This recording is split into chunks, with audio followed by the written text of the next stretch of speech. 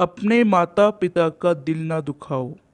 शादी के सुहाग सेज पर बैठी एक स्त्री का पति जब भोजन का थाल लेकर अंदर आया तो पूरा कमरा उस स्वादिष्ट भोजन की खुशबू से भर गया। उस स्त्री ने अपने पति से निवेदन किया कि माँ जी को भी यहीं बुला लेते हैं तो हम तीनों साथ बैठकर भोजन करते हैं। पति ने कहा, छोड़ो उन्हें, वो खाकर सो गई होंगी। आओ हम साथ में भोजन करते हैं। उस स्त्री ने पुनः अपने पति से कहा कि नहीं, मैंने उन्हें खाते हुए नहीं देखा है। तो पति ने जवाब दिया कि क्यों तुम जिद कर रही हो? शादी के कार्यों से थक गई होंगी, इसलिए सो गई होंगी। नींद टूटेगी तो खुद भोजन कर लेगी। तुम आओ, हम प्यार से खाना खाते हैं।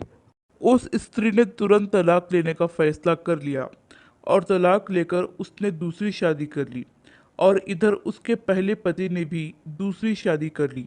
दोनों अलग अलग सूखे घर गृहस्थी बसाकर खुशी खुशी रहने लगे। इधर उस स्त्री के दो बच्चे हुए जो बहुत ही सुशील और आज्ञाकारी थे। कई वर्ष बीत जाने के बाद एक दिन वह औरत अपने बेटों के साथ यात्रा पर गई हुई थी। एक जगह तीनों माँ बेटे भोजन के लिए रुके और बेटे भोजन परोसकर माँ से खाने की विनती करने लगे। उसी समय उस स्त्री की नज़र सामने एक फटे हाल, भूखे और गंदे से एक वृद्ध पुरुष पर पड़ी जो इस स्त्री के भोजन और बेटों की तरफ बहुत ही कातर नज़र से देख रहा था। उस स्त्री को उस पर दया आ गई और बेटों को बोली कि जाओ, पहले उस वृद्ध को नहलाओ और उसे वस्त्र दो, फिर हम सब मिलकर भोजन करेंगे। बेटे जब उस वृद्ध को नहलाकर कपड़े पहनाकर उसे उस स्त्री के सामने ले आए तो वह स्त्री आश्चर्यचकित रह गई। वह वृद्ध वही था जिससे उसने शादी की सुहाग रात को ही तलाक ले लिया था। उसने उससे पूछा कि क्या हो गया जो तुम्हारी हालत इतनी दयनीय हो गई।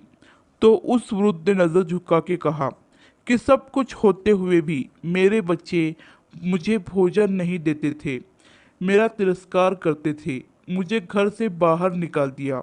उस स्त्री ने उस वृद्ध से कहा कि इस बात का अंदाज़ा तो मुझे तुम्हारे साथ सुहागरात को ही लग गया था, जब तुमने पहले अपनी बूढ़ी माँ को भोजन कराने के बजाय उस स्वादिष्ट भोजन के थाल लेकर मेरे कमरे में आ गए और मेरे बार बार कहने के बावजूद भी आपने अपनी माँ का तिरस्कार किया।